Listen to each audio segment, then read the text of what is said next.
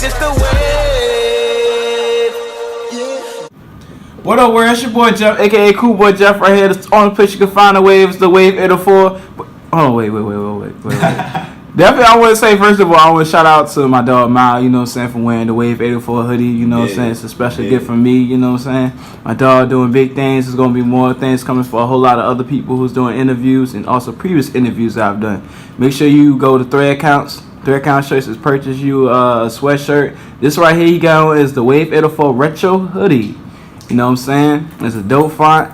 And if you need anything else, more information, definitely DM me and contact me by the Wave 804. But we're definitely gonna get into this interview. Hey. But shout out to my dog, man. I don't have really any introductions to say. You know what I'm saying? But I'm gonna let him do him. I'm gonna let him say what he gotta say. So you're gonna introduce yourself, big dog. Shit, I don't even know what to say. Fuck. It's your boy Mal. Shit, coming from everywhere for real. I done lived on North Side Richmond, South Side Richmond, goddamn 7-5, like out near Williamsburg, repping King and Queen County. We just out here, man, rocking with my boy Jeff, aka, you know what I'm saying, The Wave. Yes, sir. So definitely I want to get into the work ethic, man. I see you, man, you doing a whole lot of big things, bro. You working hard, you making music, and you're an engineer. What was something that you found love first in doing? So like, I grew up in the church. Okay. Like, I feel like every artist says that shit in their interview, like, oh yeah, I grew up in the church. No, but like, I grew up in church. I play instruments in the church. I play drums in the church, keys in the church. Okay. Like middle school, started playing trumpet, and then followed that throughout high school. My stepdad introduced me into the art of like music production. And sound engineering and stuff like that. So I kind of got introduced to that around like the end of middle school, like beginning of high school, and just kind of picked it up, ran with it, you know, and that's it for real. Like, that's just kind of how it came about. That's kind of how I fell in love for real. Just starting off in the church, you know what I'm saying, playing instruments, and just kind of flourished from there. So man, you definitely was blessed with the talent to be able to work and use musical instruments to make some noise, man. Yeah. So when you first started to get into hip hop music, you said you was a freshman in high school. Yeah. You started engineering and doing music. So how was it at that time? It was cool. I just was working with a lot of artists in my high school or whatnot. Figuring out, you know, trial and error. I remember it was a couple of times, goddamn, I would come to the crib, niggas was ready to have sessions and shit, and then like shit wasn't hooked up right, or I couldn't figure out what the fuck was going on. So definitely helped with problem solving and shit like that. I don't know, it was definitely a cool experience though, getting to build with artists, as well as them building with me and helping me develop my sound and, you know, just become who I am right now. So I definitely thank them, the artists that I was working with back then. That's what's up, man. And now from that point on into now, what was the major what was the major challenges that you had to face to get in the position where you are now? Major challenges, man. It was a lot of them for real. It sounds like it was a lot. Like, I faced so much opposition, like, you know, from family, from peers, people talking about, oh, it's such a slight chance that you'll ever be successful doing this shit. Like, why do you continue to try? Like, you should go to college, and which I did the college thing for a little bit. I went to community college. Okay. You know, get a job. Well, I mean, I've always worked, you know what I'm saying, but like get a regular 9-to-5 job and work like everybody else. I just knew that shit wasn't for me. Like at the end of the day, and I knew that me personally, like some people like the whole going to school and working and trying to pursue their dreams shit works. Like, you know what I'm saying, more power to you all, but. Just for me personally, I knew if I wanted to be successful in what I wanted to do, like I had to put my whole grind behind it. Like there was no, you know, dividing time into this, into that, into that. It's like I just needed to have full focus going towards, you know what I'm saying, what I really wanted to do, which is do music, produce music, make music, manage artists, you know what I'm saying, just be in that field. So. And also I want to get into the music too. So let me know about the music that you sent me. I was trying to wave my finger on the laptop, but you know what I'm saying, I gotta hold the camera, hold the joint. But definitely tell me about the music that you had sent me earlier, man, and what was the concept behind that? Well, shit, I know I sent you a lot. Yeah. Let me see. One of the first songs I sent you was Swish, which I dropped like way back. Okay. That was like probably like my like coming back out single. Like my first song I dropped like when I was coming out of high school.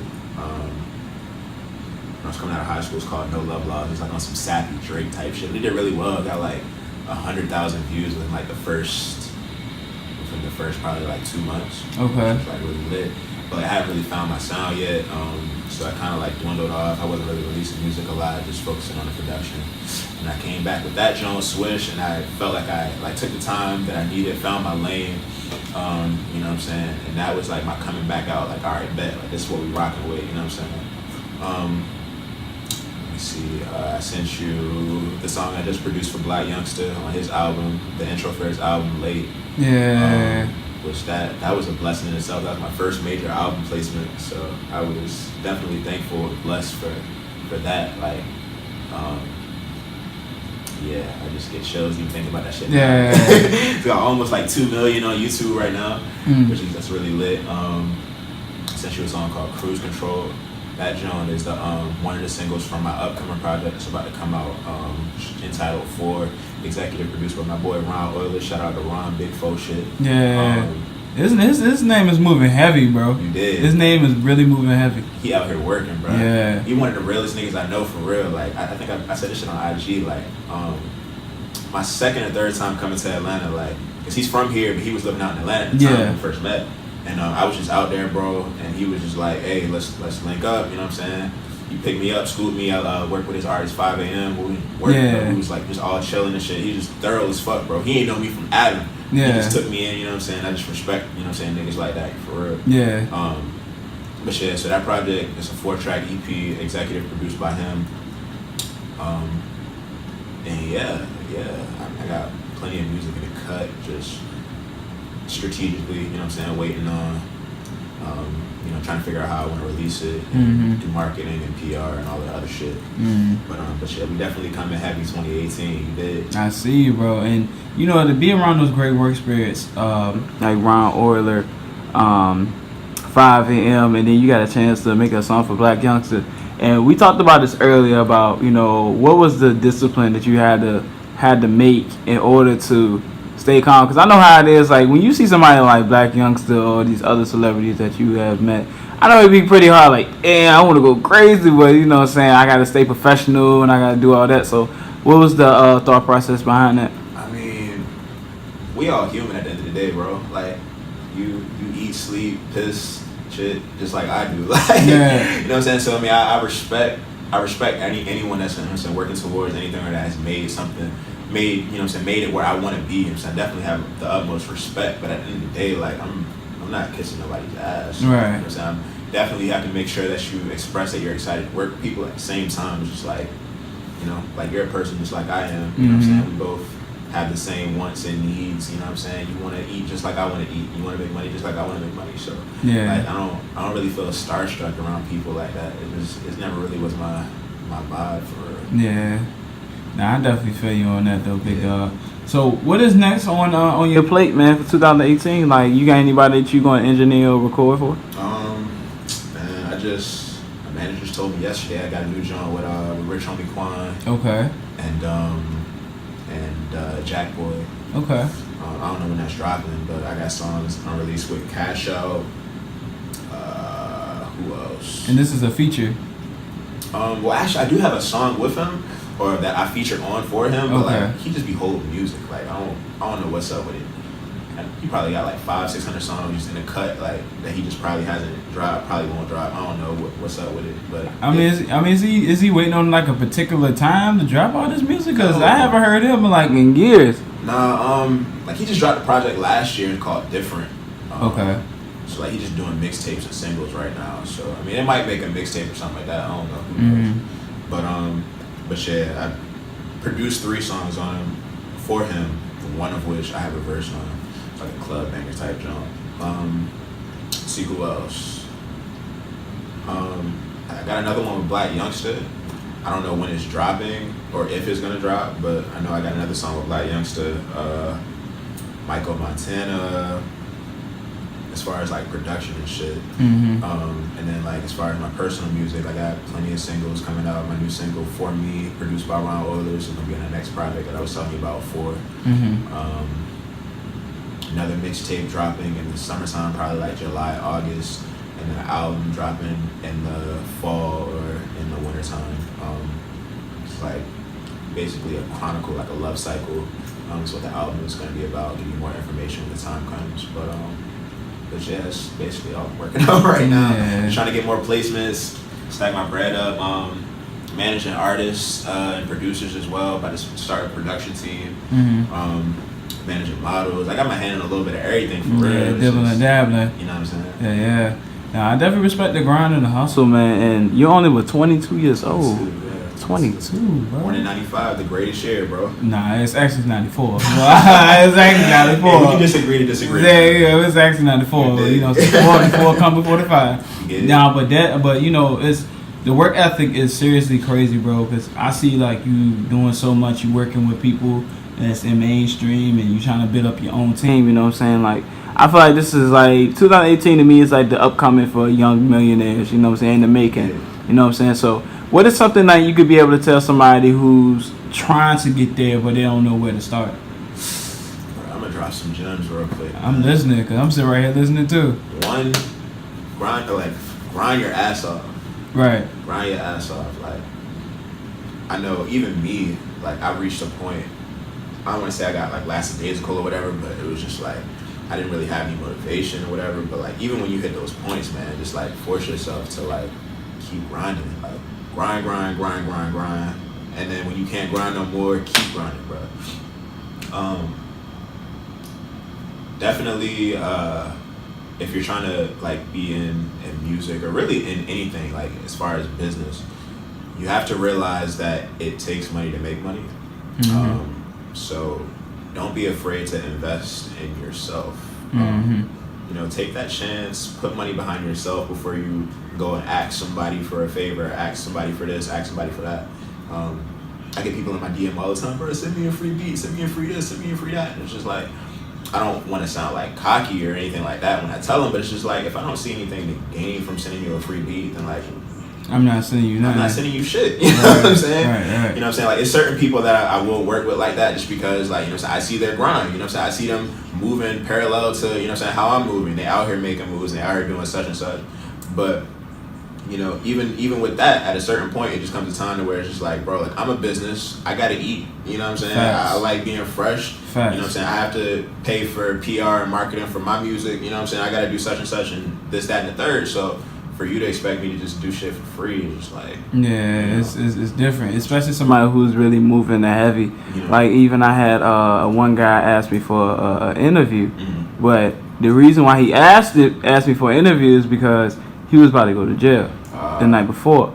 So I was like, you know, I wanted to take a big risk and thinking like, yo, so are you like most wanted or are you just like Richmond City Police? So I was like, you know, and then I mean, the detail, it wasn't all the way that serious, but you know what I'm saying? But at the end of the day, I don't know what his cause was and I didn't know what he was trying to promote. Yeah. And I know for basically with the YouTube channel and also doing the wave, it's content, you know what I'm saying? A lot of people watch this, you know what I'm saying? It's on the rise, so I don't want to try to do anything to jeopardize my safety and what I have going on. Yeah. So, you know, me and you was talking earlier, we was talking about how a few people, you know,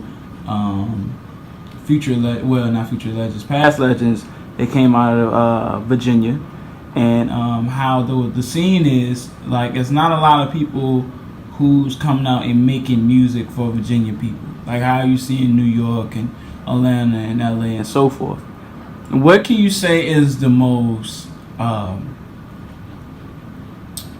affected problem with Virginia and why we can't put out music that can at least reach mainstream?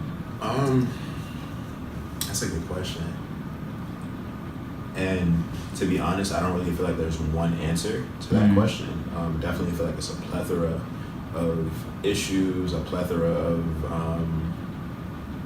factors that makes up what is like the Richmond music scene.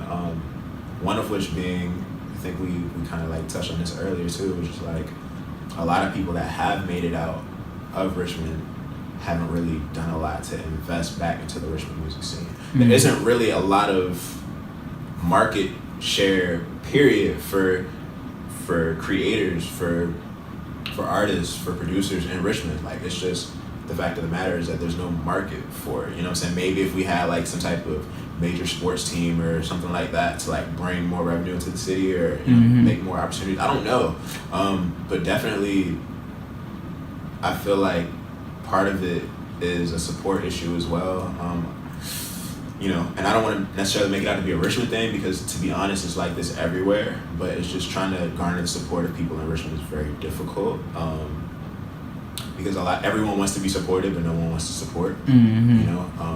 Everyone wants you to shop with them, but nobody wants to shop with. You know what I'm saying? It's like there's no vice versa, which is kind of, I don't really like to compare Richmond and Atlanta because like it's two totally different things. But like I feel like the camaraderie in the Atlanta scene is like a little more, tight knit. Not to say that, there isn't the fair share of, niggas at each other and niggas not fucking with each other too, because it's like that everywhere. But like just the scene, the market is more set for people to work. Like I remember I was in Atlanta in this area called Little Five, and I was just walking around. I went by myself, and there was a photographer out there. He was taking pictures.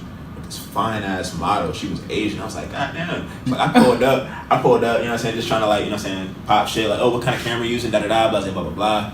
And then I was like, hey, shit, I'm gonna be in the studio with Skipper the Flipper and Cash Out tonight. Pull up on me, right? Just talking shit. I didn't really think he was gonna pull up, bro. And I tell you, this nigga already knew where the studio was. He pulled up on me. He didn't know me from Adam. Wow. You know what I'm saying? Like, he didn't know me, but it's just the fact, like, you know what I'm saying? I told him, you know what I'm saying? Hey, this is what I got going on. You know what I'm saying? He pulled up. You know what I'm saying? It's just that type of attitude is like, I feel like what we need more of in the Richmond scene in order for us to flourish and thrive. You know what I'm saying? When niggas have shows, when niggas have performances and shit like that, like, buy a ticket. You know what I'm saying? Show up and support. Like, that's the type of shit that areas like Atlanta, areas like Dallas, areas like LA have. Like, niggas really fuck with the independent music scene, bro. They don't just wait for niggas to pop. You know what I'm saying? Like, Divine Council went on record was like, fuck Richmond, bro, because Richmond didn't support them. You know what I'm saying? When they were coming up, Richmond wanted to support them after the fact. You know what I'm saying? After they were already on tour with, who was it? I don't know who they was on tour with, like Andre 3000 or somebody like that. After they was already on tour and, like, you know what I'm saying, already signed and, you know what I'm saying, already doing big shit. Like, that's when Richmond wanted to support. And it's just like, you can't do that. Like, there has to be, that build-up support, you know what I'm saying, rather than just trying to be a bandwagon dick rider. You know what I'm saying? That dick rider mentality is like so so fucking prevalent out here, bro. Shit crazy. And that's the sad part of it, which is killing the city. But I hope and then I believe that I could be one of those guys that can be able to change the whole mindset of Richmond, because the way Beautiful is doing good. Yeah. But at the same time too, there's a lot of people that feel like that I shouldn't do this or I shouldn't do that based on who I am and what I'm trying to strive for. Just like, for instance, certain people feel like in the city that they shouldn't pay for what they want.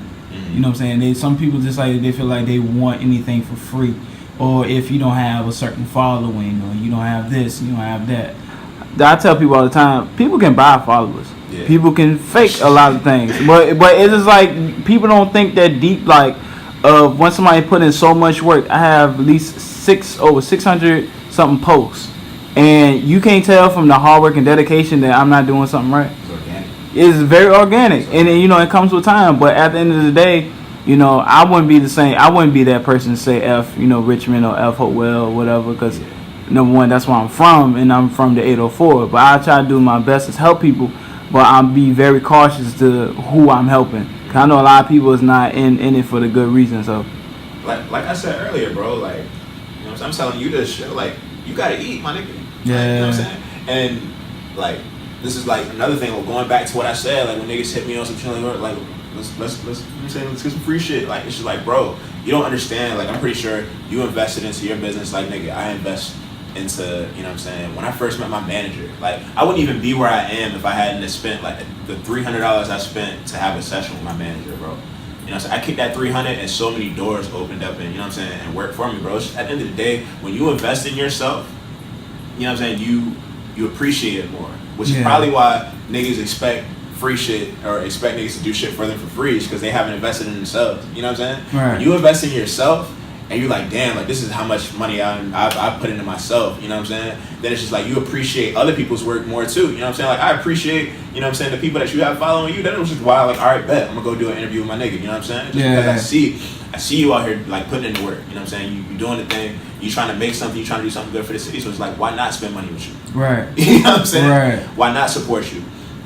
But a lot of people don't have that mentality or think like that, which is another reason why Richmond is like, you know what I'm saying? Mm-hmm. You have to support the market, you know what I'm saying? You have to, you know what I'm saying, put money into the market in order to get something out of it. That's just how anything works, you know what I'm saying? It's a give and a take. Right. So, so definitely I feel like that's something that could be improved on, worked on, you know what I'm saying? So Yeah. what's that? Hopefully, man. I definitely want to see Richmond get better, man. For real. Definitely, because there's a lot of talented people out here, too. A lot of talents and a lot of people that work hard, but we got to work better as working together, because we killing each other. For real. Like, I'm talking about, it don't have to be with guns. It's just with the mindsets being that's killing each other. Yeah, Because you shooting another brother down from doing what he want to do, and you doing the same thing. That's only going to keep y'all two away from feeding y'all families and trying to be a better role model for the people in your community. and further dividing the city. Facts. And people don't think of it like that. Niggas out here, like I can't even really talk shit because I'm moving to Atlanta, but it's just like, you know what I'm saying? Niggas out here moving to Atlanta to become successful. It's just like, bro, like that could be, you know what I mean? Yeah. So I don't know. It's crazy. Definitely, bro. I had to get on that topic because it was too good earlier when we started talking. But I was like, shoot, might as well put it in the interview. But dead serious, bro. Let everybody know where they can find you at, man, on social media and stuff. Shit. Everything is M.O.W. 2915 Miles 2915. That's Twitter and Instagram. Yeah, that's about everything. YouTube, MMC, MXV. That's 2915 in Roman numerals. Okay. Yeah, man, that's it for real. Oh, also Twitter and Instagram for my label, publishing company, whatever. It's MMC, MXV.